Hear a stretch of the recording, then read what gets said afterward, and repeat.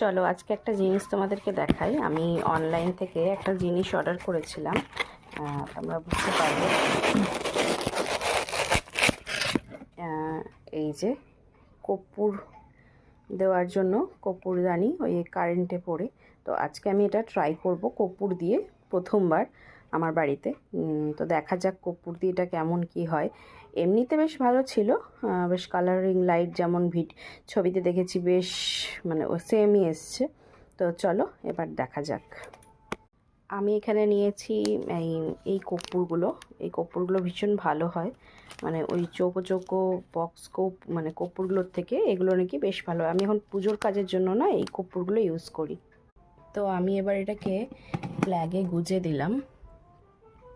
এবার প্লাগে গোজার পর না আমি এই কর্পূর দুটোকে এখানে দিয়ে দিলাম, দেখি কি হয়, কতটা কি পড়ে আর কতটা কি কাজ হয় আমি এবার দেখবো। এবার সুইচটাকে অন করে দেবো। তোমরা দেখো, আমি রাত্রির বেলা জ্বালিয়েছি, কি দারুণ লাগছে, জিনিসটা দারুণ লাগছে। এবার এখানে না একটা সুইচ আছে, এটাকে বোধহয় অন করতে হবে। চলো দেখা যাক কর্পূর কি কন্ডিশনে আছে, দেখি কি পড়ে কীরকম হয় ব্যাপারটা। চলো এবার আমি দেখব। ঠিক 2 মিনিট হয়েছে আমি দেওয়ার। তো 2 মিনিটে একটু কি দেখবো এখানে গরম হয়েছে কি না জিনিসটা। আমার মতো যারা ফার্স্ট টাইম কিনেছো তাদের অভিজ্ঞতা আমার মতোই বোধ হয়। হ্যাঁ, এটা না একটু গরম হয়েছে।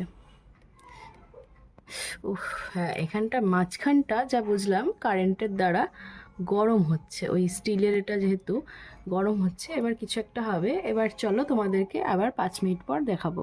চলো এবার হয়ে গেছে 5 মিনিট, তোমাদের সাথে এবার দেখাই।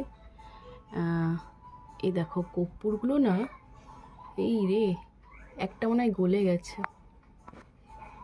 তো কর্পূরগুলো গলছে আর আমি না দেখছি ধোঁয়াটা তোমাদের দেখাতে পাচ্ছি না, ধোঁয়া উঠছে না তো একটু হালকা হালকা। আমার ঘরের লাইটটা অফ আছে আর এখানে তোমাদেরকে কর্পূরগুলো দেখাই। কর্পূর কিন্তু গলে গেছে অলরেডি, আর এখানে কিন্তু ধোঁয়া উঠছে আর আমি কিন্তু একটা স্মেল পাচ্ছি।